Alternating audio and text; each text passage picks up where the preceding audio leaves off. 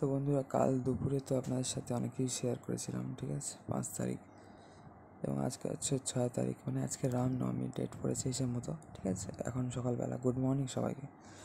তো যা কিছু স্টোরি আপনাদের বাকি ছিল মোটামুটি বলার চেষ্টা করছি, ঠিক আছে? যেমন আমি যে গীত গোবিন্দ বইটা কিনেছিলাম, আমি মনে করছিলাম যে শিবডোবা থেকে কিনেছি, কিন্তু ভিডিও দেখার পর মনে হলো সেই বুক স্টল তো মানে মায়াপুর শ্রী চৈতন্য সারস্বত গৌরী শ্রমণ আশ্রম নাম বলে একটা আছে আশ্রম। এটা মানে ভক্তি কুসুম শ্রমণ গোস্বামী মহারাজের উপর সে প্রতিষ্ঠাতা, তার প্রতিষ্ঠা, ঠিক আছে? শ্রমণ মহারাজের প্রতিষ্ঠা আশ্রম ভক্তি কুসুম শ্রমণ মহারাজ প্রতিষ্ঠা করেছিলেন। তো সেই গ্রন্থালয়ের নাম হচ্ছে ভক্তি কুসুম গ্রন্থালয়। আমি যা দেখলাম ওখান থেকেই নিশ্চয়ই আমি কিনেছি। তো গীত গোবিন্দটা অ্যাকচুয়ালি ওরিয়েন্ট লাইব্রেরির ওখানকার না। তো গৌড়ীয় মঠও অনেক সময় দেখা যাচ্ছে মাঝে মধ্যে ইসকন, গীতা প্রেস বা অন্যান্য লাইব্রেরির বই বিক্রি হতে পারে, ঠিক আছে? এটা ওরিয়েন্ট লাইব্রেরি ছিল। যাই হোক, এইভাবে আমরা পুরো একদম ইসকন থেকে মাসির বাড়ি অবধি হেঁটে গিয়েছিলাম এই রোদ্দুরের মধ্যে, এবং একটা মন্দিরও বাদ দেয়নি। ভুল করে তো একটা বাড়িতে ঢুকে পড়েছিলাম, মন্দির স্টাইলে একদম বাড়িটা, মানে একটা মন্দির আছে না, মানে সাদা একটা সুন্দর মন্দির আছে, তো ওই স্টাইলের একটা বাড়ি ছিল।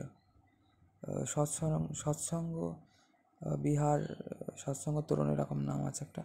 তো তার আগে ইস্কনের দিকে একটা পড়েছিল, সেটা বাড়ি ছিল, মন্দির ছিল না। সেখানে গেট আছে, ওখানে গেটটা কিছুটা দেওয়া ছিল। তখন ঢুকেছিলাম, তো বললো এটা বাড়ি, এবং আসার সময় এই গেটটা অনেকটাই খোলা রয়েছে। তো যাই হোক, ওখান থেকে হেঁটে গিয়ে আমরা আসার সময় মানে দুজনের 50 টাকা সামথিং বলছিল, বাট আমরা 15 দিয়ে চলে এলাম। 30 টাকা দিয়ে মনে হয় রানিং টোটো ধরে চলে এলাম। দাঁড়িয়ে যে টোটো ছিল ওগুলো দাম বেশি নিচ্ছে ইস্কন পর্যন্ত। তো এইভাবে বন্ধুরা, আপনারা ইস্কন থেকে একবার মাসিবাড়ি অবধি হেঁটে যাবেন, সেখান থেকে টোটোয় আবার চলে আসবেন যদি ইস্কনে থাকেন, এবং একবার ঘাট পর্যন্ত হেঁটে যাবেন এবং চলে আসবেন। সেটা আমি একবার করেছিলাম। তার মধ্যেও আমি প্রথম কমল মন্দিরে গিয়েছিলাম, এবার তো দ্বিতীয়বার গেলাম। বিকেলবেলা ভালো ওয়েদার ছিল, সেপ্টেম্বর মাসে বৃষ্টির মধ্যে গিয়েছিলাম। আসার আগের দিন বিকেলবেলাটা ভালো ওয়েদার ছিল, তো ঘাট পর্যন্ত গিয়েছিলাম, ট্রি হাউস দেখেছিলাম, প্রচুর মন্দির দেখেছিলাম, মোটামুটি যত দেখেছি। তখন নতুন নতুন গিয়েছিলাম বলে মোটামুটি প্রভুপাদ ঘাটটা চোখে পড়েনি, মানে এখন মুখস্থ হয়ে গেছে যে নন্দনাচার্যের যে ভবন, তো গোস্বামী মহারাজের যে মন্দিরটা, তার একটা গেটের উল্টো দিকেই আছে পরে প্রভুপাদ ঘাট, ঠিক আছে? যদি গঙ্গা স্নান করতে চান আপনারা ভালো রকমভাবে ওখানে পৌঁছে হেঁটে হেঁটে যাবেন, পালে টোটো চলে আসবেন ইস্কনে যদি থাকেন। আর পালে দুদিকেরই টোটো করতে পারেন, এমনকি ডিস্টেন্স না, কিন্তু 4 নম্বর গেট থেকে টোটো করলে ভালো হয়। 1 নম্বর গেট থেকে তো খুবই কাছে। যদি গৌরাঙ্গ কুটিরের দিকে থাকেন বা নিত্যানন্দ কুটির, তাহলে হয়তো হেঁটেই পারবেন। কিন্তু এই ধর্মশালা বা নিত্যানন্দ মানে নামাট্য ভবন, গদা ভবন, চৈতন্য ভবন এগুলোই থাকেন, তাহলে আপনারা হয়তো 4 নম্বর গেট থেকে টোটো করলে ভালো হয়, বা হেঁটে গিয়ে টোটোতে এলে। যাই হোক, ইস্কনের ভিতরে বা বাইরে কত যে টোটোয় ঘোরা হয়েছে, ঘরটার খোঁজা হয়েছে, যেহেতু ঘর পাচ্ছিলাম না, সেহেতু একটা প্রবলেমের মধ্যেই পড়েছিলাম।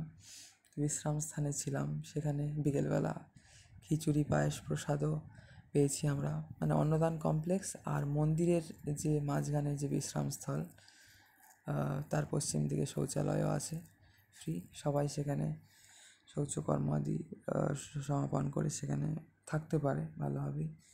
সেখানে মাঝে মধ্যে বক্তৃতাও দেয় প্রভু এসে। তারপর ব্রহ্ম জিজ্ঞাসা বলে একটা নতুন জায়গাও তৈরি হয়েছিল, আগেরবার বিকেলবেলা ছিলাম, এবার দেখলাম না ওখানে অনুষ্ঠান হচ্ছে, ঠিক, তাও কয়েকজন লোক দেখছিলাম এক সময়। তো যাই হোক বন্ধুরা, ওখানে হয়তো অন্নদান কমপ্লেক্সের প্রসাদ বেশি হলে মনে হয় ওইখানে দেয়, বিকেলে ওখানে দিয়েছিল, মানে একই ধরনের প্রসাদ। তারপর মন্দিরের সামনে এটা দেয়, একই ধরনের খিচুড়ি প্রসাদ মোটামুটি, যেমন অন্নদান কমপ্লেক্সে দেয় আমি যে জানি। তখন 4 টাইম, যেহেতু 2 টাইম কুপনের উপর 4 টাইম খাবার দেয়, তো সেটা সমস্যা হয়ে গেছে। আগে মানুষ দাঁড়িয়ে খাবার পেতো, কিন্তু এখন দাঁড়িয়ে কুপনও পাচ্ছে না। আমার যেমন হয়েছিল, 2বার দেখেছিলাম পাওয়া যাচ্ছে কি না, দাঁড়িয়ে কুপনও পাওয়া যাচ্ছে না, কুপনও শেষ হয়ে যাচ্ছে। আপনাদের কেমন কী অভিজ্ঞতা মায়াপুর ইস্কনের এইরকম, অবশ্যই কমেন্ট করে জানাতে পারেন বন্ধুরা, ঠিক আছে? সবাইকে হরে কৃষ্ণ, রাধে রাধে, নিতাই গৌর সীতানাথ প্রেমানন্দে, হরি হরি বল। তো ওই দিন রাত্রিরে তো যেদিন গেছিলাম কোনো রকমে ব্যাগ ট্যাগ নিয়ে ঘুরতে হয়েছে, এবং 5 টাকা দিয়ে দুজনে ফোন জমা রেখে ব্যাগ নিয়ে ঢুকেছিলাম। কোথাও ব্যাগ জমা রাখছিল না।